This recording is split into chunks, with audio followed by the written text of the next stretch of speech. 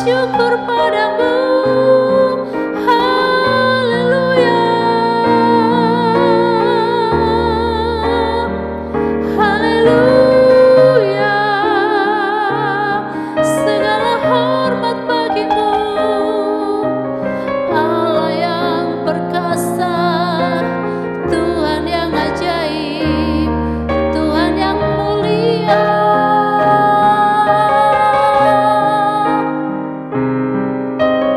Kudus namamu Tuhan. Haleluya, haleluya, haleluya. Yesus, terpuji namamu, mulia namamu. Kami bersyukur, kami bersyukur. Terima kasih buat kasih setiamu, buat pengorbananmu. Haleluya, haleluya, haleluya Yesus. Sungguh besar pengorbananmu bagiku, terlalu dalam untuk dimengerti. Sungguh besar,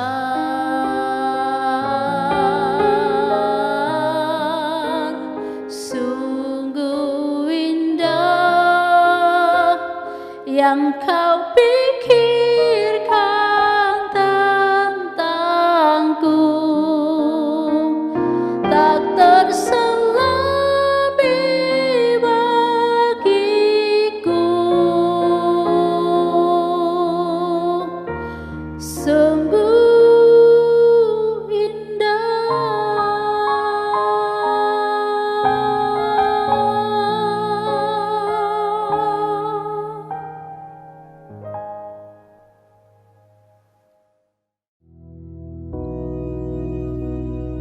Bapa kami yang di surga, dikuduskanlah namamu, datanglah kerajaan-Mu, jadilah kehendak-Mu di bumi seperti di surga.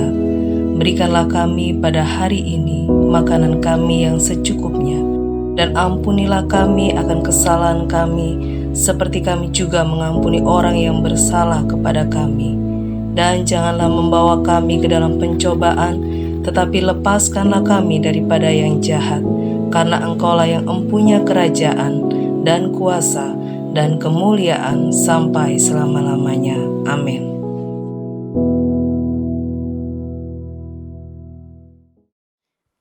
Shalom Bapak Ibu yang dikasihi Tuhan. Saya akan mengawali firman Tuhan pagi hari ini dengan sebuah kisah tentang 3 pohon yang ada di hutan. Ya, konon ini pohonnya pohon ajaib ya, sehingga bisa berkomunikasi dan mereka sedang berdiskusi dengan harapan tentang cita-cita yang akan mereka harapkan ke depan seperti apa. Pohon yang pertama, dia bercita-cita menjadi sebuah kotak perhiasan, di mana di dalamnya terdapat emas, permata, sehingga berkilauan dan orang akan takjub melihat keindahannya. Pohon yang kedua berkata kepada temannya, kalau aku kepengennya jadi sebuah kapal pesiar. Kapal pesiar yang besar, yang kokoh, yang membawa raja-raja berkeliling dunia, dan di mana orang menikmati perjalanan dengan rasa aman dan nyaman. Kemudian pohon yang ketiga tidak kalah, dia juga punya cita-cita ya, dia tidak mau kalah, dia berkata, kalau saya sih pengennya untuk jadi pohon yang paling tinggi, menjulang tinggi ke langit. Kalau bisa paling mendekati surga dan Tuhan. Sehingga orang akan takjub memandangku dari kejauhan melihat pohon yang paling tinggi di dunia ini. Nah, singkat cerita, kemudian ada sekelompok penebang pohon datang ke hutan itu dan mereka ditebang. Nah, kemudian pohon yang pertama ini ketika ditebang dia dijadikan ternyata hanya sebagai sebuah kotak yang ditaruh di sebuah kandang dan di mana hanya dimasukin kotak itu hanya diisi dengan jerami. Sehingga dia berkata, waduh tidak sesuai dengan cita-citaku. Karena cita-citanya kepengen jadi kotak perhiasan yang berharga. Pohon yang kedua ternyata sudah ditebang juga dan ditaruh di dermaga. Dia sudah berharap, wah ini kayaknya selangkah lebih dekat dengan cita-citaku. Rupanya dia akhirnya dijadikan sebagai sebuah perahu nelayan yang kecil dan sehingga dia berkata, wah cita-citanya juga tidak tercapai. Pohon yang ketiga ditebang, yang tadi ditebang juga kemudian dijadikan sebagai kayu yang besar dan ditinggalkan begitu saja di dalam kegelapan. Mereka merasa bahwa kehidupan mereka tidak seperti yang mereka harapkan. Namun yang terjadi berikutnya, ternyata ada sepasang suami istri yang datang ke kandang binatang dan sang istri melahirkan. Kemudian bayinya di dalam palungan diletakkan di kotak tadi yang ada jeraminya. Kemudian ternyata ada orang yang tiga kelompok orang yang datang menyembah, membawa persembahan. Dan mereka baru tahu ternyata bayi yang diletakkan di dalam kotak palungan itu adalah raja di atas segala raja. Begitu berharga dan mulia, lebih dari harta permata. Yang kedua, kisah dari pohon yang kedua tadi kemudian ya jadi perahu itu ternyata perahunya dinaiki oleh sekelompok nelayan. Dan para nelayan ini kemudian menghadapi badai yang dahsyat. Sehingga perahu ini merasa bahwa dia tidak cukup kuat untuk menahan badai. Tetapi ada seorang yang ada di dalam perahu itu yang menghentikan, hanya dengan ucapannya dia sanggup menghentikan badai. Dia menjadi takjub rupanya. Sekalipun dia tidak membawa raja-raja berkeliling dunia, tetapi dia ini adalah melebihi dari raja-raja itu. Yang naik di perahunya yang kecil itu adalah melebihi dari raja-raja yang ada di muka bumi ini. Karena dia adalah raja segala raja.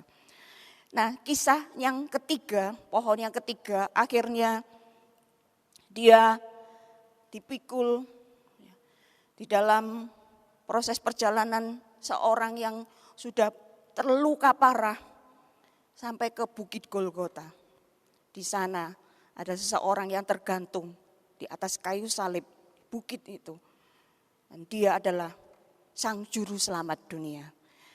Nah, dari tiga pohon ini mereka akhirnya ketika mereka menyadari apa yang dialami walaupun cita-cita yang semula yang seakan-akan kandas tetapi akhirnya menjadi sebuah pohon yang lebih berharga, lebih mulia karena mereka tahu mereka diberi kapasitas untuk itu.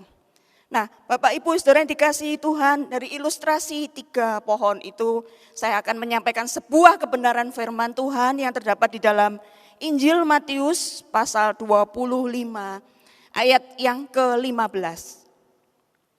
Injil Matius pasal 25 ayat 15, demikian firman Tuhan.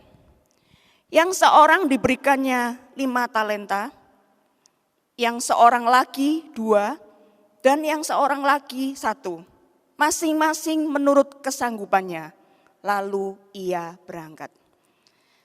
Bapak Ibu yang dikasihi Tuhan, harta yang diberikan kepada ketiga orang ini adalah harta Tuhan. Hamba-hambanya hanya dipercayakan harta itu.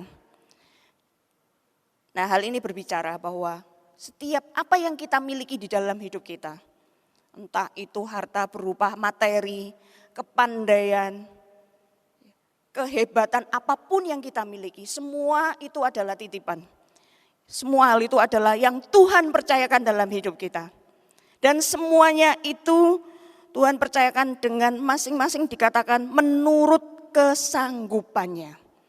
Nah, kata menurut kesanggupannya ini berbicara tentang sebuah hukum yang ada di muka bumi ini, yaitu hukum kapasitas. Ya, hukum kapasitas. Hukum kapasitas itu adalah hukum daya tampung. Ya, segala sesuatu yang ada di muka bumi ini memiliki daya tampung atau kapasitas. Contoh ya, suatu saat HP saya itu ada catatan, ada notisnya ya, di situ ditulis bahwa wah sudah over capacity ini ya. Jadi sampai di situ sudah ya setiap kali ada pesan masuk sudah ada tanda ya bahwa wah ini melebihi beban yang seharusnya. Kalau kita masuk ke lift, ada kapasitas berapa orang yang bisa masuk. Ketika melebihi maka nggak bisa nutup gitu ya, nggak bisa jalan liftnya. Nah sama halnya juga sebuah kursi, ya seperti kursi yang sehari-hari kita duduki, itu ada kapasitasnya. Ketika diberikan beban yang melebihi kapasitasnya, maka dia bisa roboh dan patah. Jadi termasuk AC pun ya di dalam sebuah ruangan, ketika melebihi kapasitas untuk bisa membuat ruangan itu dingin, ketika yang ada di ruangan terlalu banyak dan kapasitas dari AC itu terbatas, maka ruangan itu terasa kurang dingin. Jadi dari beberapa contoh yang ada membuktikan bahwa setiap hal di muka bumi ini ada kapasitasnya. Hukum kapasitas itu berbicara juga tentang kehidupan kita. Ya bagaimana setiap kita dipercayakan sesuai dengan kapasitasnya. Kalau orang Kristen berkata bahwa dia mau berjalan dari satu kemuliaan demi kemuliaan berikutnya, maka dia harus tahu untuk mencapai itu, maka dibutuhkan sebuah proses. Ya, jadi harus menjadi seorang pemenang. Bagaimana bisa menjadi seorang pemenang kalau tidak melalui sebuah testing gitu ya, atau bagaimana dia kalau atlet ya, misalnya dalam pertandingan, dia dikatakan menang tentu harus melalui proses, dia harus bertanding dulu. Dan bagaimana dia meraih kemenangan itu tentu ada sebuah pelatihan demi pelatihan, dia mengikuti pertandingan demi pertandingan. Dan untuk mencapai kemenangan itu maka dia butuh perjuangan. Termasuk ketika bagaimana seseorang bertanding di dalam sebuah pertandingan, maka salah satunya dibutuhkan kapasitas, kemampuan dari orang itu. Bahkan dibutuhkan permainan yang cantik. Ya, istilah permainan cantik itu adalah ketika seorang misalnya pemain bola. Ya, kalau dia hebat misalnya sekaliber Cristiano Ronaldo atau Messi. Ya, tapi kalau permainannya tidak, ya walaupun hebat tapi permainannya asal seruduk aja gitu ya. Itu disebut bukan permainan cantik sehingga dia dianggap dia tidak punya kapasitas untuk menjadi pemain yang hebat. Ya. Nah setiap orang yang di label misalnya di permainan basket ada Stephen Curry ya, itu adalah seorang yang hebat di bidang basket. Tentu dia punya kapasitas untuk menjadi seorang pemenang dan ada sebuah proses yang dia lewati selama pelatihan, selama dia bertanding. Nah, untuk kehidupan kita ini Bapak Ibu sekalian, Tuhan tidak pernah memakai kita di luar kapasitas kita. Semua menurut kapasitasnya. Kalau kita melihat bahwa tadi ada 3 orang yang dipercayakan. Yang pertama adalah 5 talenta. Hamba yang dipercaya 5 talenta ternyata kemudian menghasilkan hasil akhirnya 10 talenta ditambah 1 talenta lagi. Kenapa? Karena hamba yang ketiga itu menyembunyikan talentanya. Dia tidak setia. Dia karena menganggap talentanya cuma 1. Sehingga kemudian akhirnya talentanya diberikan ke hamba yang pertama. Hamba yang pertama kan punya 5 talenta di awal. Kemudian dia karena setia dia mendapat tambahan 5 talenta. Dan ditambahkan 1 talenta yang dimiliki oleh hamba ketiga yang dianggap tidak setia menggunakan talentanya.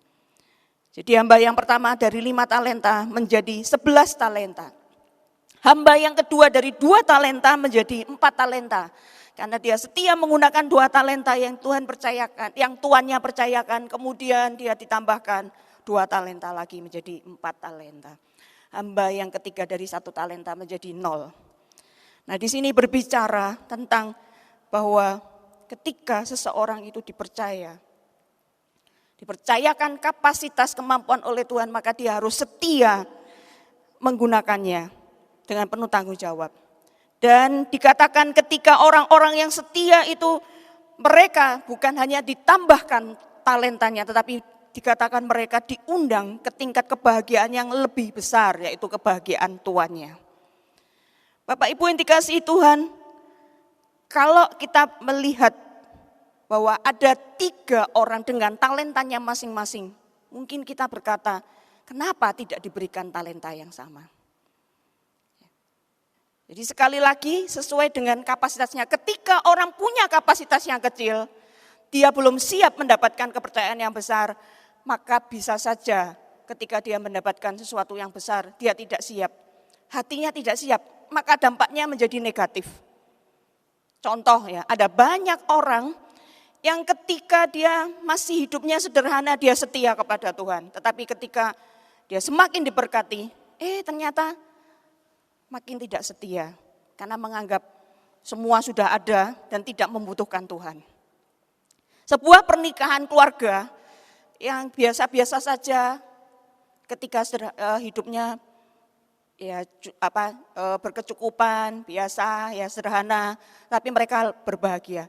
Tetapi ada juga yang ketika semakin diberkati, ya ada yang lebih setia lagi kepada Tuhan dan saling setia satu dengan yang lain. Tetapi yang tidak siap kapasitasnya, maka bisa menyebabkan satu dengan yang lain tidak setia.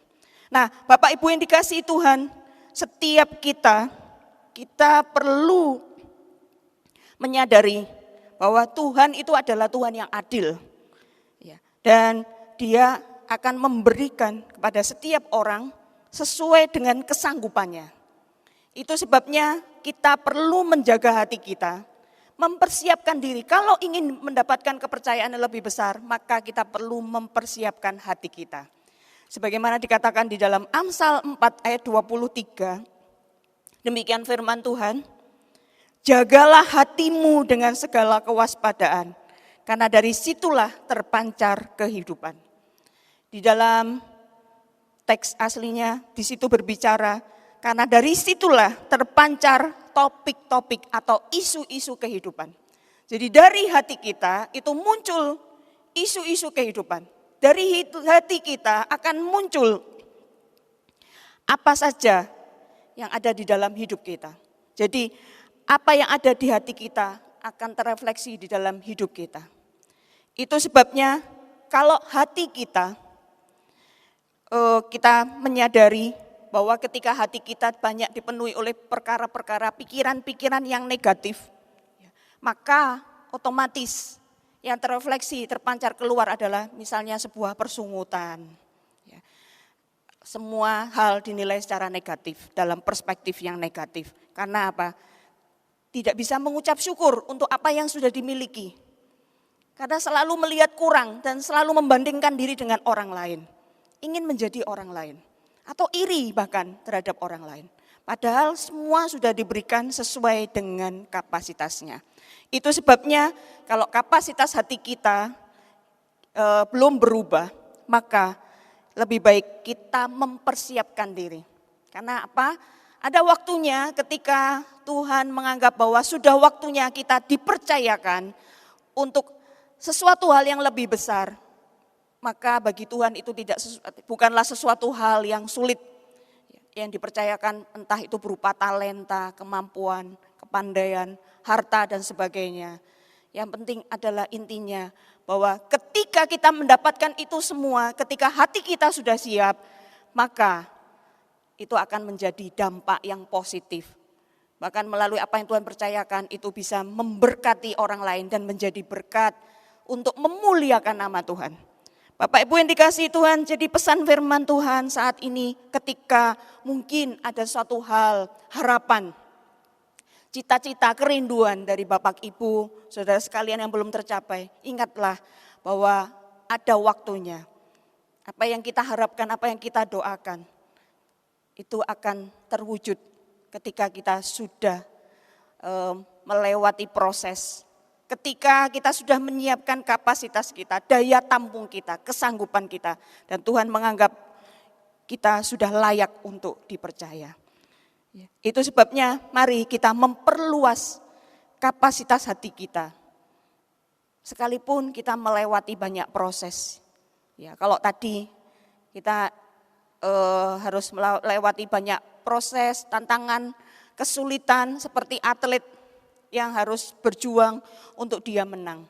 Maka tantangan, kesulitan, masalah yang kita hadapi hari-hari ini jangan mengecilkan hati kita, tetapi membuat kita semakin berserah dan mempersiapkan diri melewati banyak proses, pasti happy ending.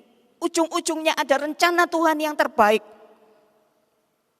Dan mari kita setia menggunakan apa yang Tuhan percayakan dalam hidup kita. Keadaan boleh sama, tetapi bagaimana respon hati kita, sikap hati kita. Ketika kita mengalami banyak hal yang sudah kita lewati hari-hari ini, ada banyak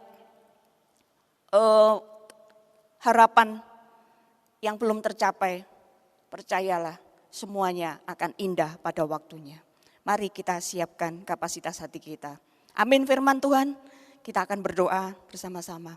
Bapa di surga, kami mengucap syukur untuk segala hal yang Tuhan sudah percayakan dalam hidup kami. Kesehatan, pasangan hidup, keluarga yang baik, pekerjaan, harta jasmani maupun rohani. Dan segala hal yang kami miliki di dalam hidup ini. Kami menyadari semuanya berasal dari Tuhan. Biar kami mau gunakan semuanya untuk kemuliaan nama Tuhan. Ada harapan, cita-cita yang mungkin belum terwujud. Bahkan doa-doa yang kami naikkan. Kami yakin dan percaya Tuhan, Engkau sedang mempersiapkan hati kami untuk diperbesar kapasitasnya. Sehingga kami dianggap layak untuk menerima kepercayaan yang lebih besar dari Tuhan. Dan ketika kami melewati proses, kami menjadi orang yang setia. Dan kami boleh setia menggunakan setiap apa yang Tuhan percayakan untuk kemuliaan nama Tuhan. Berkati umat-Mu yang hari ini mereka sudah mendengarkan firman-Mu. Sepanjang aktivitas mereka hari ini, mereka dipersiapkan dengan kapasitas yang lebih besar untuk menerima berkat yang lebih besar dari Tuhan. Di dalam nama Tuhan Yesus kami mengucap syukur dan berdoa. Amin. Tuhan Yesus memberkati.